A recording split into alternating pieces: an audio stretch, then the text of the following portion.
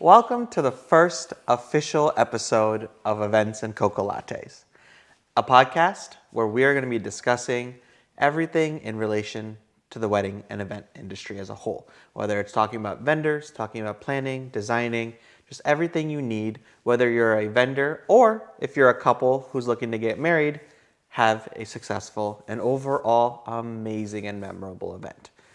I'm AJ, head planner of Koka-latte Events. And I'm Elizabeth, head designer at Koka-latte Events. And we are an event planning, design house, and manufacturing company. So we really have a lot of experience in just going super in deep on all things event planning.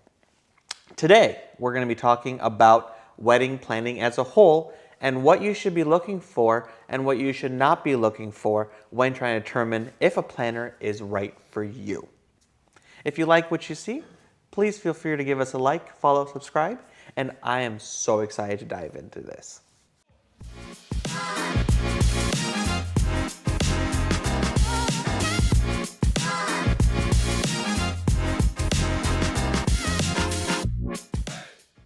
I think if we're going to have a talk about planners, we have to first differentiate the different terms that have been thrown around in regards to what different types of planners there are.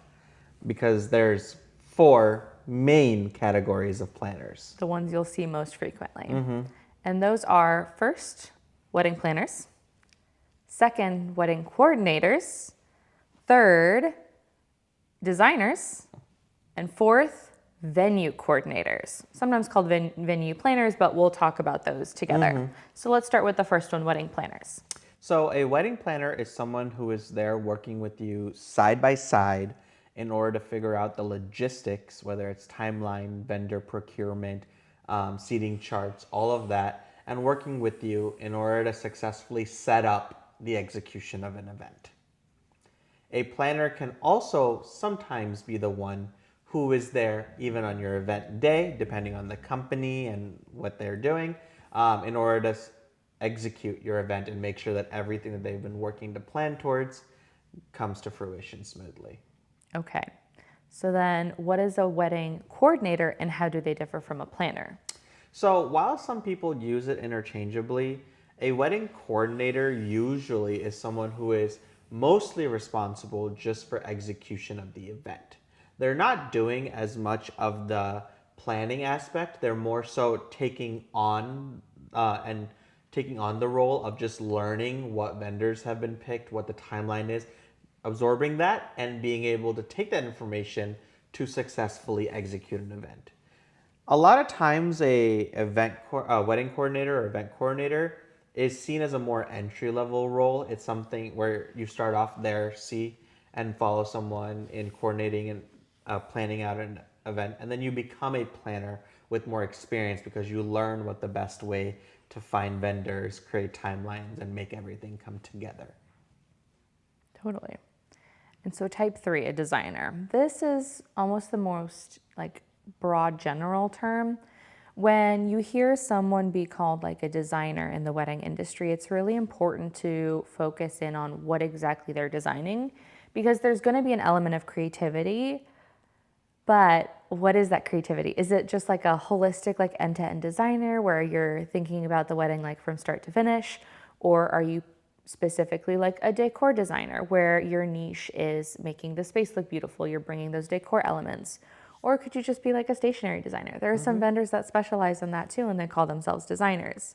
So when couples are researching and they come across the word designer, it's really important to go one step further in finding out exactly what type of designer and what they cover. Because design is a big part of the wedding in many ways. I mean, there's, like you said, invitation designer, dress designer, floral designer, decor designer.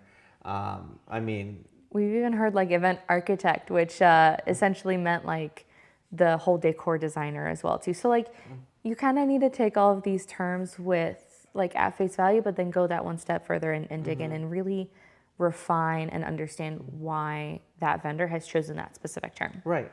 But then a designer usually is more so on the aesthetic side of it. They're not as much usually into the logistics portion of it. Agreed. So in regards to figuring out timeline, figuring out the best vendors from like a photography, photo booth, those kind of items, they're not as often involved in that decision. So you will either have to figure that out yourself or work with a planner in order to make it all come Yeah, together. have all of those elements in one place, working together, everybody knows their spot. Yeah, totally. And then there's the last one, the venue coordinator or venue planner, which is something that so many people confuse with a wedding planner or a wedding They coordinator. do.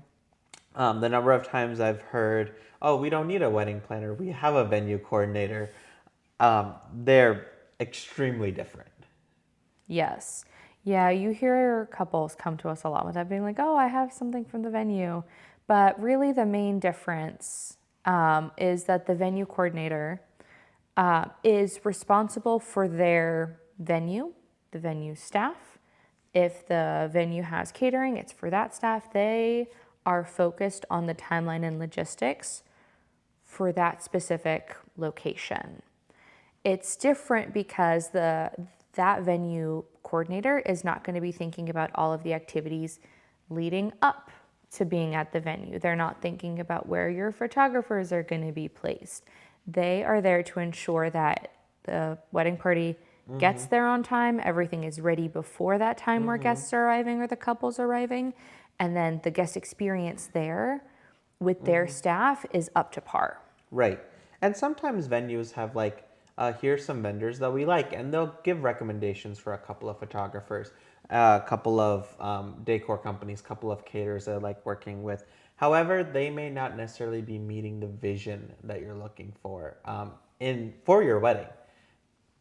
So with that, even if something actually does go wrong, even on the wedding day, a venue coordinator is only going to handle it if it's something that their staff is responsible for or caused.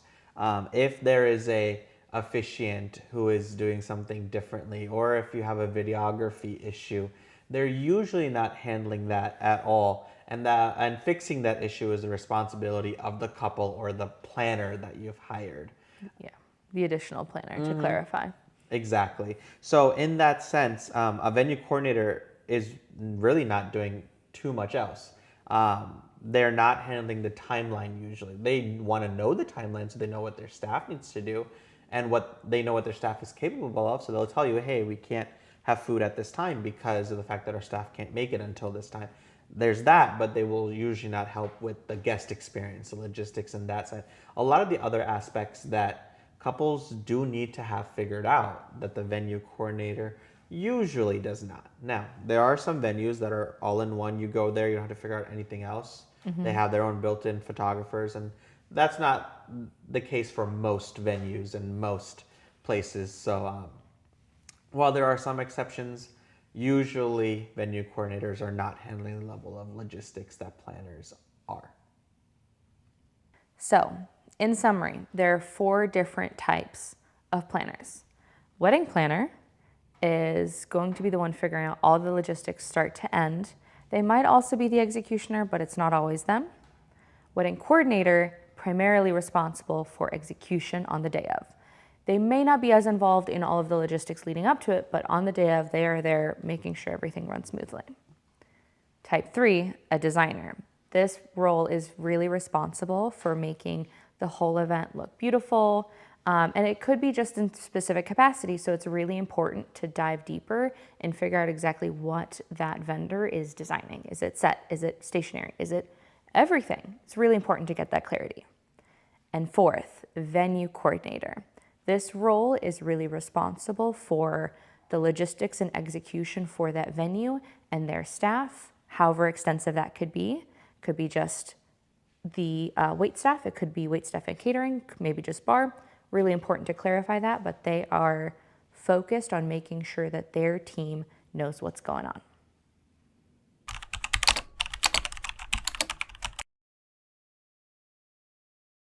When determining who the right planner is for a couple, there are many aspects you have to take into account. It's never as easy as you go online and you see who has the most followers and you pick that one. I think the first thing that we have to talk about is budget. Yes. You can find wedding planners at pretty much every budget. So you have to find one that meets your criteria and your budget, because just going overboard, let's start with the high extreme, might not always guarantee a good experience. Potentially more likely, but not always. And they might be providing way too much overkill for what you need. So that might not be a great fit for the couple. Really depends. On the other extreme, if you go low budget, you try and find the most cost effective one, you might not end up getting a great service. So it's all about a balancing act of what you can afford and what you're looking for from your planner.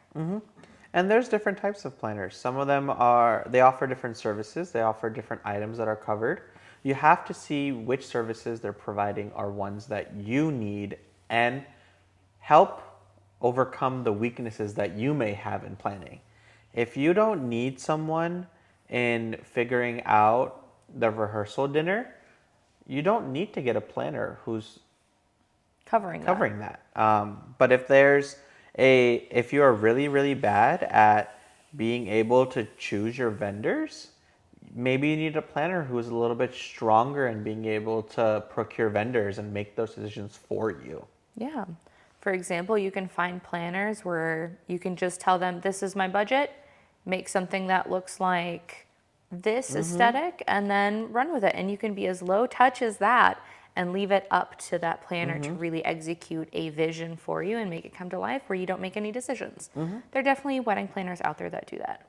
Or you could go the other extreme where you want every single detail and you want a planner that's willing to accommodate that and work with you on every little decision. So it really depends on what level of involvement the couple wants with that planner. For sure.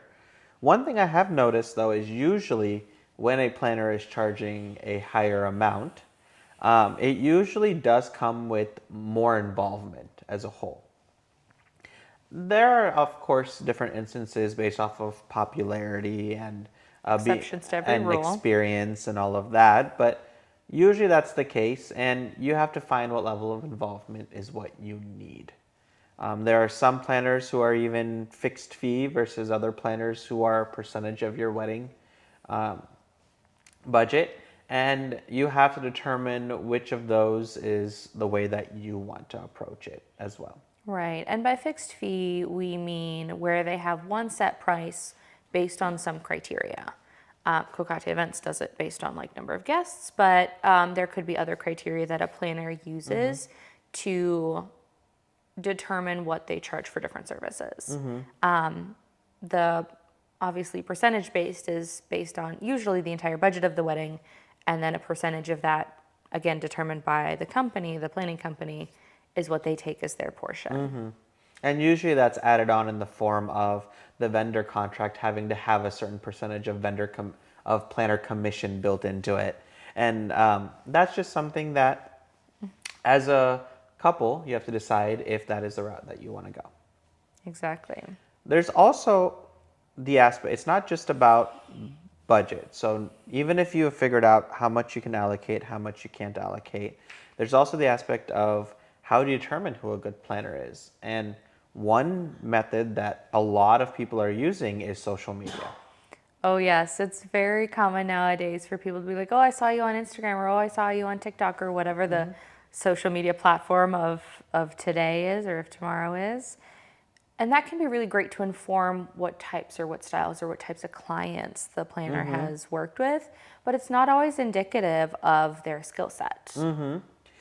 When you're looking at their social media, and you're only seeing photos of the actual wedding day, you're usually not seeing the logistics that go into the planning. You want to see that behind the scenes. You want to see what they've been doing on the back end to be able to deliver that. If you're just seeing stills of the couple being happy, they're probably going to be happy even if something is not going well in the background. So definitely knowing exactly how they function and what their style is a great way. And social media doesn't always portray that part. We've been to events with planners that are very popular, and we haven't been as happy as other events where we've never heard of the planner before, and they did a great job. Exactly.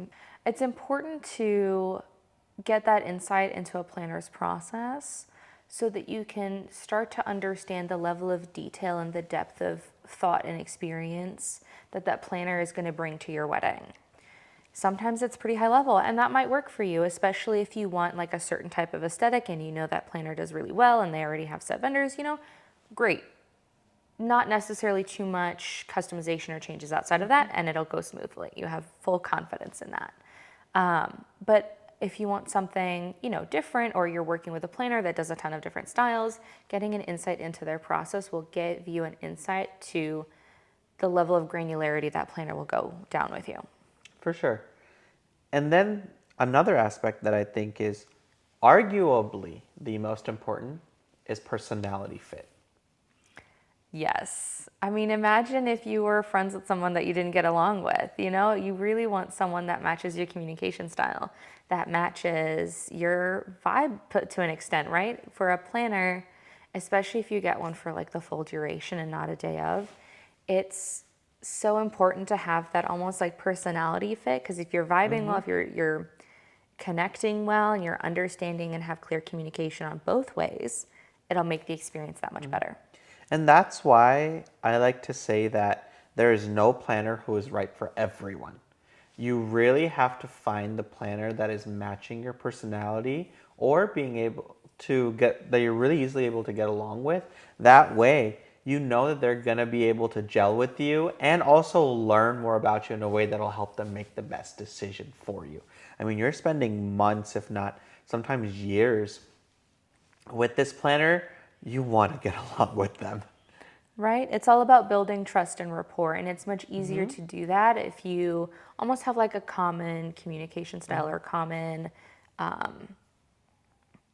like personality. I don't really know how else to describe it, but like if you gel well, if you feel comfortable around each other, it's going to make the whole experience better.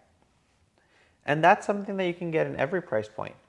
You might gel really well with someone whose price point is much lower than someone else's. And sometimes that can be the decision in what helps you, what sways you one route versus the other. But definitely, yeah, definitely pick someone who is going to be there, personality wise, matching you. Pick someone that gives you a level of confidence as well in their service, in your trust, someone that you know you can build trust with over the period of time you work with them.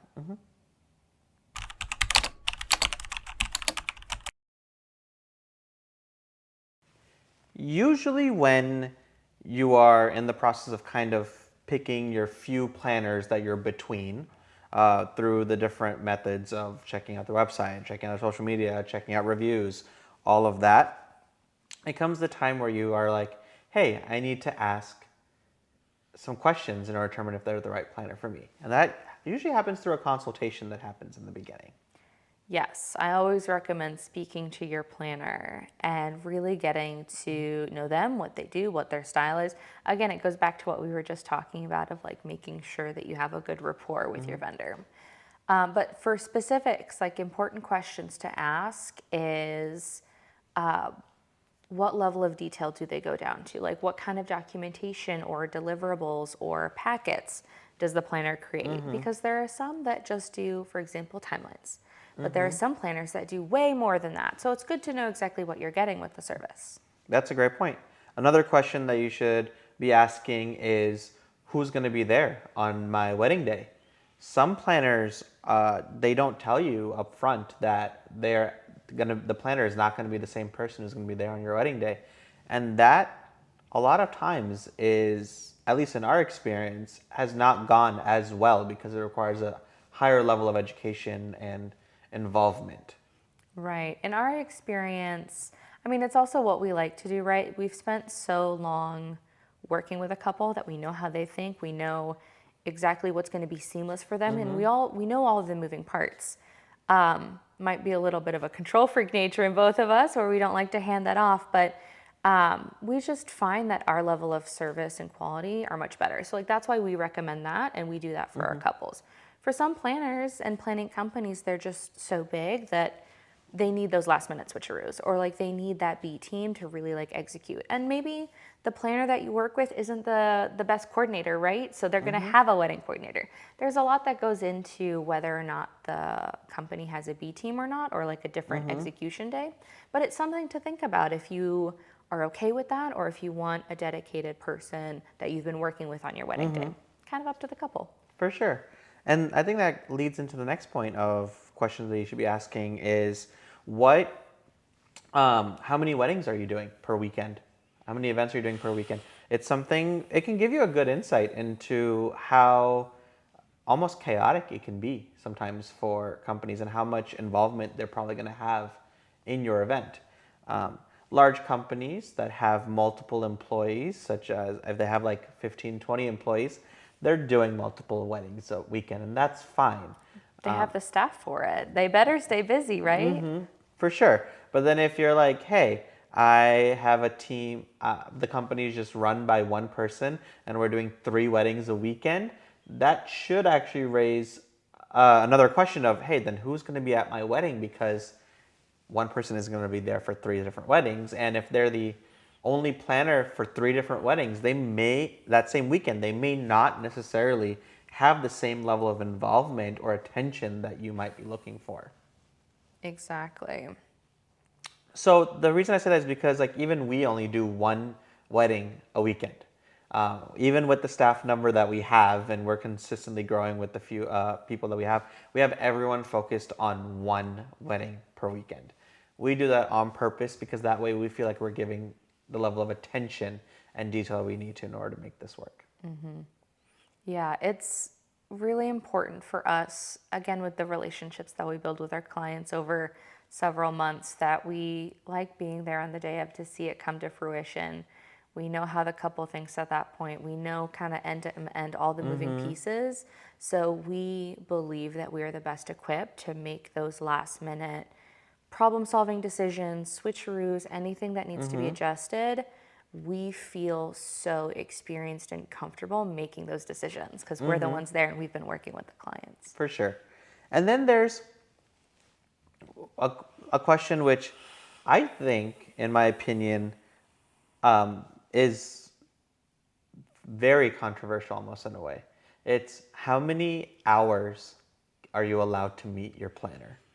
I remember that when we were planning our own wedding and like listening to some planners being like, oh, there's a set number of hours or like some number of times per month. And I mean, I think us personally, we like to be a little bit more involved, right? So for us and our working style, it didn't make sense. But that's also something to consider is how much FaceTime are you getting with that planner? If it's only a couple times a month, that might work. But if you're doing a cookie cutter, it depends on the couple's wedding. But sometimes you might need more than that. And then what happens? But yeah, you have to check because if there's a planner who's saying you can meet 1 hour per month, which there are planners who say that, I don't believe you can plan a wedding with 1 hour per month of involvement. It'd have to be a very straightforward wedding. You know what? I think that is what differentiates us, right? Everybody has their strong suit. That might work really well for the companies that do that. I have so many follow-up questions, like for the couples and the clients and refining. I mean, I'm creative, right? I want to make sure that the aesthetic that I'm collaborating on works really well. But I mean, how can you limit that to just like an hour a week or something like that? I have so much more questions and ideas to run by them. It just speaks to our working style that Right. we don't cap those meetings. Definitely. Another great question to ask is what level of involvement do you have in the design process?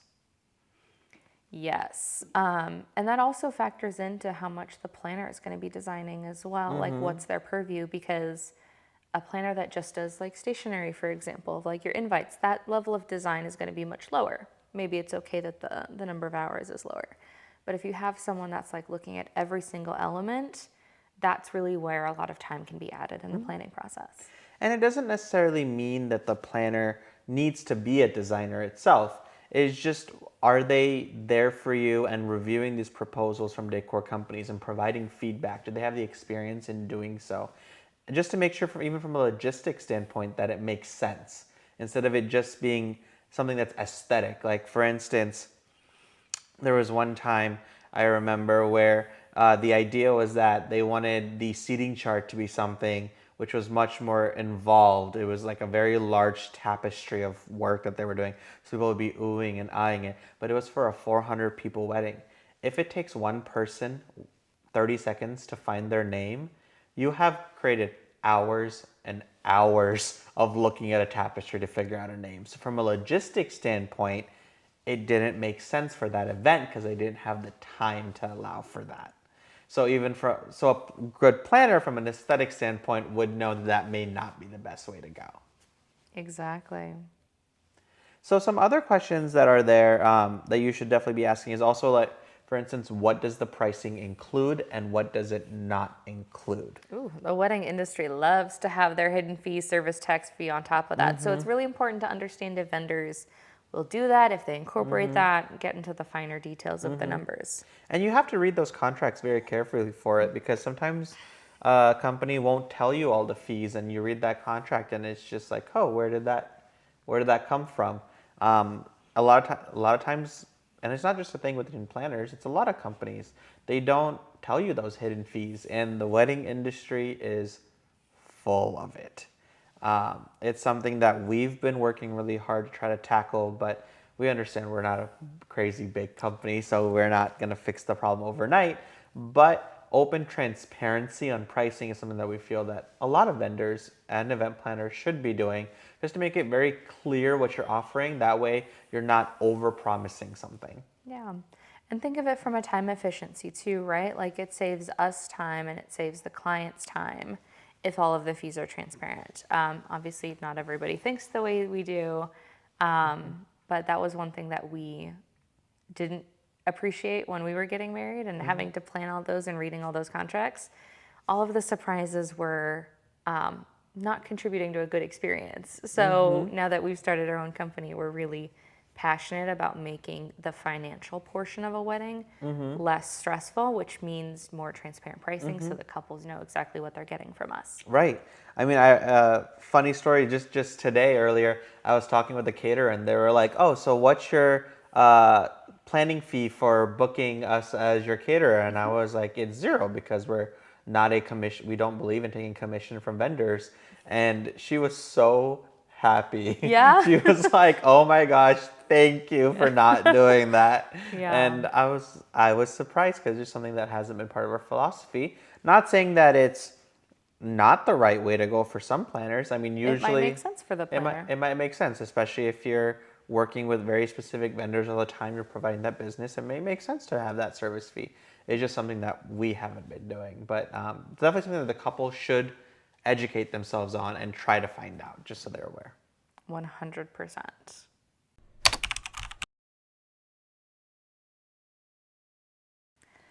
What makes a planner luxury versus non-luxury, let's say? I feel like the term luxury is thrown around so much nowadays, and there's so many different ways that people interpret it. And I truly believe that many of them are wrong in the way they use it. Everybody just wants to feel bougie at the end of the day. Feeling special and feeling luxurious at the end of the day does not mean it has to be more expensive. I totally agree. For me, what differentiates someone in terms of like luxury versus non-luxury in terms of a service company comes down to what their service level is and what kind of potentially involvement as well. What's the service experience with that vendor? Service and experience are truly most of it. Yes, I do agree that having nicer things is part of being luxurious, but what really differentiates it is the service and experience. If I'm going to, for instance, a Macy's, the level of service and experience and quality is different than when I go into a designer handbag store, for instance. Right. And we're using like apparel brands really just like as an example, but like that applies to everything. Like you would go to Target for different things as opposed to Walmart, and you would potentially even expect different levels of service at both of those also. So just think about kind of an example that makes sense for you on kind of what that comparison looks like. Yeah, so it really does vary a lot. And when it comes to good service, it really comes down to being there for that couple. being there, making them feel comfortable where they're not stressing out, they're not freaking out, they're not worried about how everything's going to go. I understand worry is always something that couples have because they want their wedding to be perfect, you know? And nowadays, weddings are expensive. There's a lot of financial pressures that come with hosting a wedding today. And that doesn't mean, though, that you have to spend all that money. Sometimes just focusing on aspects that are personalizing it, where you're really providing an experience to the guests where they're going home with the emotions, that goes much further than just throwing money at flowers. That's true. It's very important for the couple to prioritize what they want to invest their money in. And we'll get to like the different aspects of a wedding, right, in a future episode. But when it comes to choosing a planner, it's important to know what you want to prioritize in terms of the level of involvement the client wants in the decisions, the level of experience and materials that the planner brings to the table, maybe even vendors in that. And then also just on the day of, what's the most important? Like, is it the people around you? Is it the photos? Like, what do you want to come away from that day of? And all of that factors into what's going to give you that luxurious experience. And there are many instances where you'll even see where the wedding looks extremely grand. It looks so photogenic. It looks so aesthetic, but the guests are not having a fun time. They're either bored or they're hungry because the timeline hasn't been figured out correctly. They're just overall not going home thinking that they had a great time. And that is what differentiates just throwing money at it versus a luxury wedding planner who is really thinking and curating out that experience to make it memorable. I do believe that we've had luxury events where budgets have been the national average versus other luxury events that are much more. But just saying that you spent that much money doesn't mean that you are in the luxury scape. I mean, we're all aware of the common phrase of money doesn't buy taste, right? So that also factors into services as well. Money doesn't always guarantee a great experience or like the best experience. Exactly.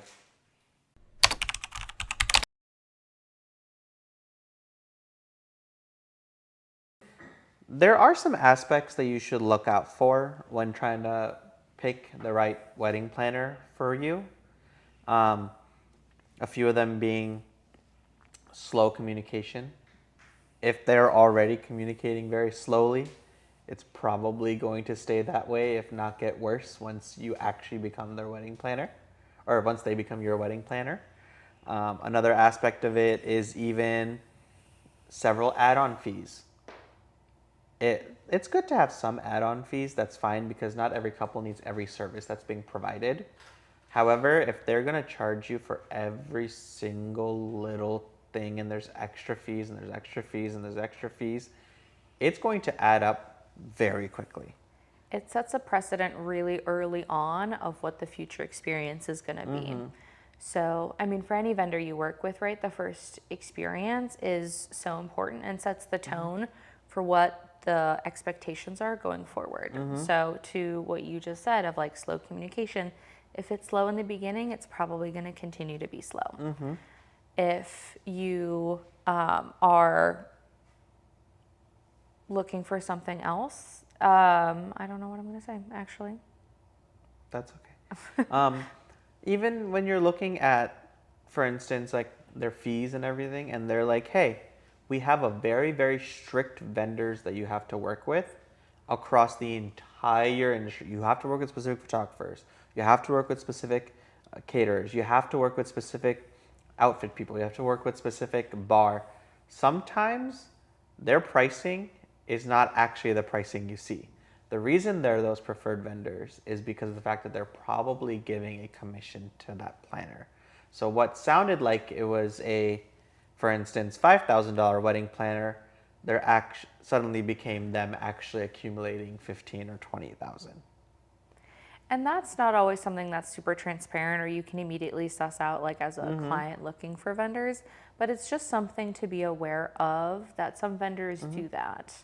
It's something that we've noticed a lot when working on our destination weddings. Surprisingly, yeah. Surprisingly, because people will be like, "Oh, I don't need you charge so much more than this planner in Italy. They're only charging 1,200." And I'm like, "There's no, there's very very few really good planners who would only charge 1,200 in Italy. There's probably some weird catch that you kind of need to figure out. If it's sometimes if it sounds too good to be true, it might be too good to be true. Though you might also be really lucky." I can see the value of that, of what let's just take an international like destination planner, right? If they live in that country, right, they have potentially the language barriers not there.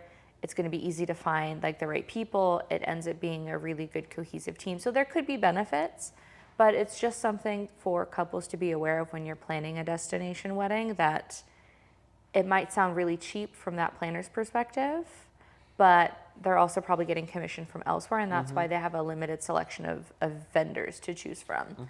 And you might be okay with that, but if you really want a curated experience in destination weddings, they may not be the best fit. So it's just another dimension to think about when evaluating your planner. What are some other things that you think couples should look out for when trying to determine the right planner? I really think a limited number of meetings might be doing couples a disservice. Again, very dependent on what the couple is looking for and what level of decision making that they want. But for the couples, especially that want a curated experience or really personalized event, personalized elements, it's so important not to have a capped number of meetings so that you can really refine the vision, the design, the aesthetic, the final product. You can't just do that in an hour meeting. Maybe you can if it's like right off the first try, but I mean, how many times do even authors need to go through revision after revision after revision of their draft to get to that end product? Editing is just a natural part of creating something and making it beautiful by the end. That makes sense. One aspect of it that I'm always wary of is also when planners they don't make it very clear what their deliverables are that they're going to provide. They're like, "Hey, we'll be talking via email the whole time and all of that," but you should be asking them and being like, "Hey, what am I going to get at the end of the day? Am I going to get a document that outlines all of the vendors we've picked, what the timeline's going to be?" Because if everything's being done verbally and there's no documentation, something written in an easy way for you to be able to look at, then it's going to be a little bit chaotic even on the wedding day because you don't know what's happening kind of unless you've memorized everything off the top of your head. Yeah. A flavor of that I want to also expand on a little bit is what communication methods the planner allows. Because, like, if it's just through email, that's great for documentation, right? Both of you have a paper trail of what's going on. But sometimes you need that, like, it's like a 30-second question. So, like, if you know that you can text or phone call and you could do that, within certain windows, like, that's super helpful and it adds to that level of engagement. For sure. If I'm trying to remember what time the DJ is supposed to be arriving and I have to email my planner and wait 2 days to get an answer, sometimes it's really annoying. I do love being able to, it's something that I love. I love being able to text all of my clients. All of my couples are on a group text with me. So that way they can just ask questions when they need to and it's an easy answer. Or sometimes planners even have client portals that they have where they upload all the information on there. So that way couples have a dedicated space so they can go to and find the information that they need. Everything centralized is such a help with how many elements go into planning a wedding, that having one, as you said, we call it a client portal, but like one place where all the documents go, all of the designs go, all of the information is stored, makes it really easy and enables our clients to go and find the information so they're not emailing us like, oh, what was this thing again? But yes, no, I do enjoy the group chats as well. Some of our clients we've gotten to be like really good friends with and we can go on funny tangents, but it just ends up being a really great way that like all of us can regroup and then they can ask questions, we can ask questions and very quickly clarify with each other and just make it a more seamless experience. It's also if you see a planner who's like, "Hey, I as a planner am doing 100 weddings a year," because they're doing one every day, it might be too much. Yeah, sometimes planners won't be fully transparent with how many weddings that they do a weekend or a day. It's great to try and ask that and figure that out. But that goes into what we were talking about also about like having a B team, because if you know that they're doing, let's just say 2 to 3 weddings a weekend, excuse me, you might be getting like a B team or somebody that you don't work with as much. The planners will have contingency plans and do handovers, right? You do want whoever that B team is to take that wedding to be really good at it. But, it's just another flavor to think about, because if you want the person that you're working with for the full year to be there at the wedding, but you also know the company's doing 2 to 3 weddings a weekend, you might not get the experience that you're expecting. And it doesn't mean you have to be working with the head honcho for that company. Um, I truly think that it does matter on a planner by planner basis. There are companies that have 20 amazing planners, and you'll be very happy working with any of them. There are other companies where there are some strong planners and some not as strong planners. It's definitely good to know exactly who your planner is and who's going to be attending your wedding in that initial consultation, so that way you know exactly what you're stepping into and whether you're going to be able to gel with them. Exactly.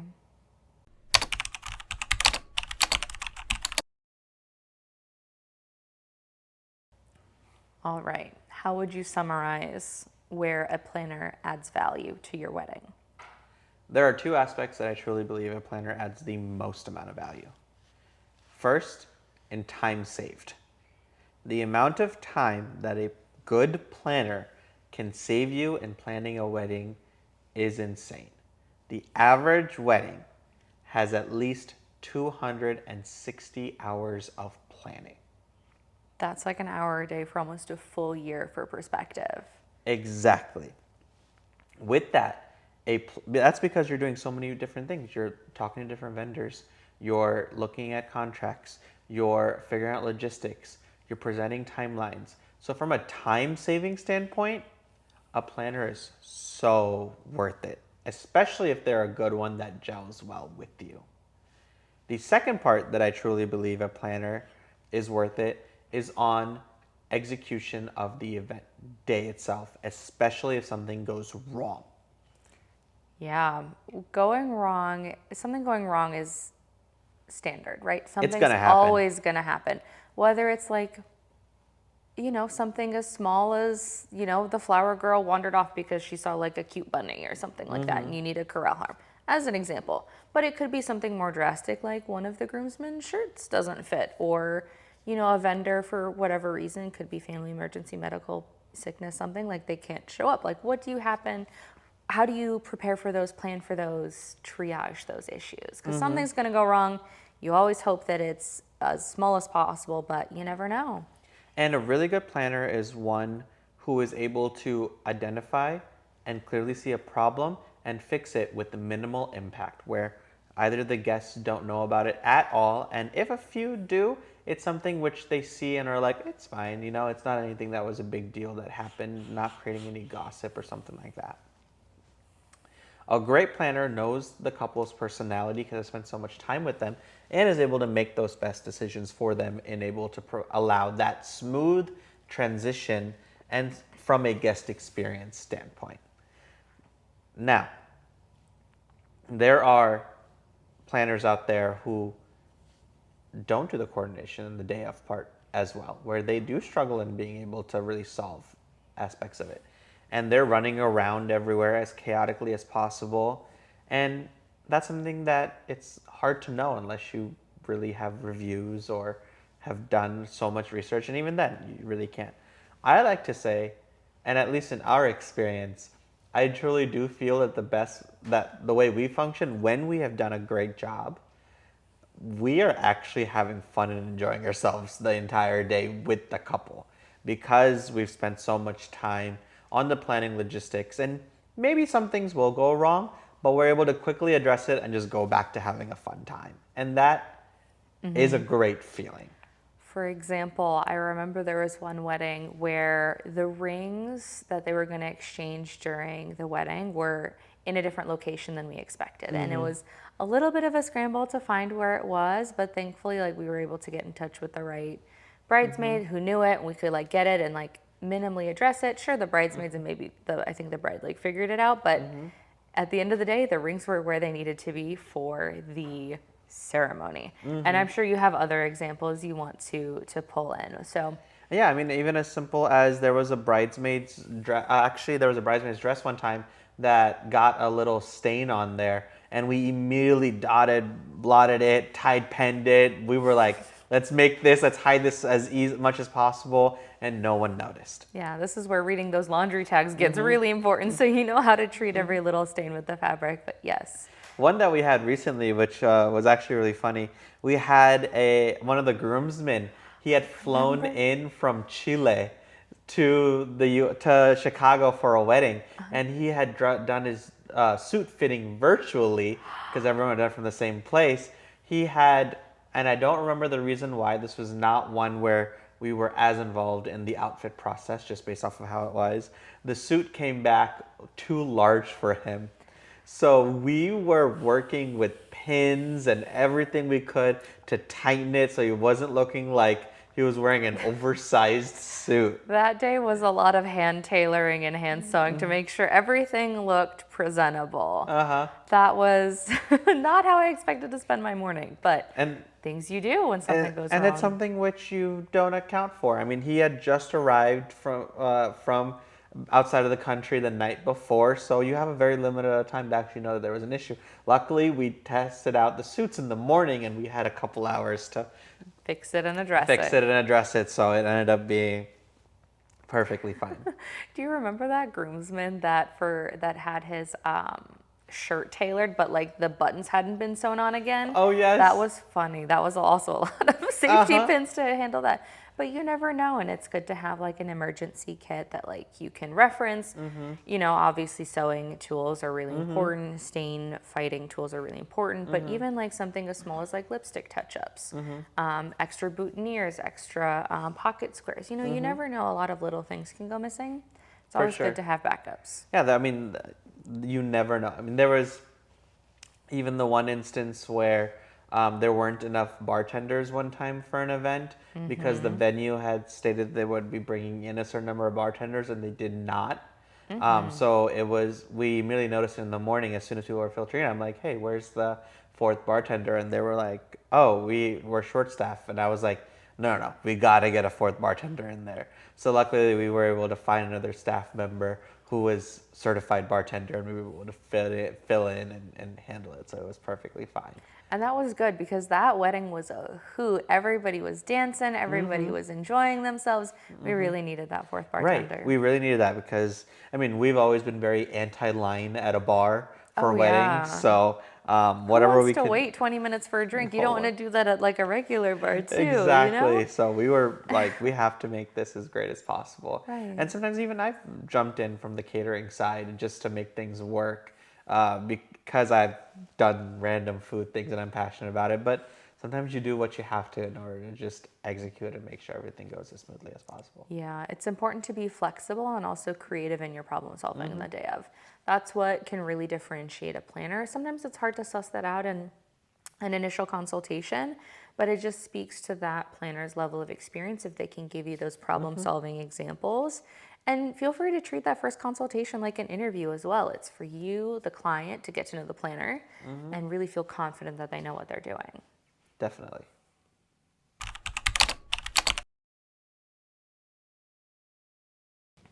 So, in summary, what makes a great wedding planner? Well, first of all, a beautiful wedding does not happen by accident. There is a lot of planning involved in order to make it beautiful. A labor of love. And when I say beautiful, it's not just aesthetically, it's also emotionally. And in fact, I believe emotionally is more important than aesthetics because that is what you really remember years on down the line. It helps that memory become a core memory. That wedding day will then be cemented in your minds and hopefully your guests' minds. The emotions play such an important part of it, and it's important to have a planner that knows how to harness that. Not over the top, right? We don't want gimmicky crying at weddings, but it's important to be able to like evoke the love and the support that comes with a wedding and everybody gathering to celebrate the couple. And an event planner makes your life easier. It really is about saving you time and stress and just bringing you a level of comfort that you would not be able to get without them. A planner has experience doing these weddings before, and for most couples, it's your first time going through this. Let us bring the experience to you, our credentials, the vendors that we know and trust, the venues that we know and trust. Any aspect, we can give you those recommendations and cut down on that research time, cut down on that contract reading time, which, unless you're a lawyer, I don't know that anybody enjoys. But let the planner take the brunt of the work of like the research and the planning, make that simplified for you, the client. For sure. Thanks for watching or listening to the Events and Koka-latte podcast. We hope you really enjoyed your experience and that you learned more about the wedding industry, whether you're a vendor in the industry or a couple looking to get married in the near future. Please give us a follow, thumbs up, like, and subscribe, and share this with anyone who you feel would be great to help. And if you want to learn more about the wedding industry, definitely check us out, and I hope to see you next time.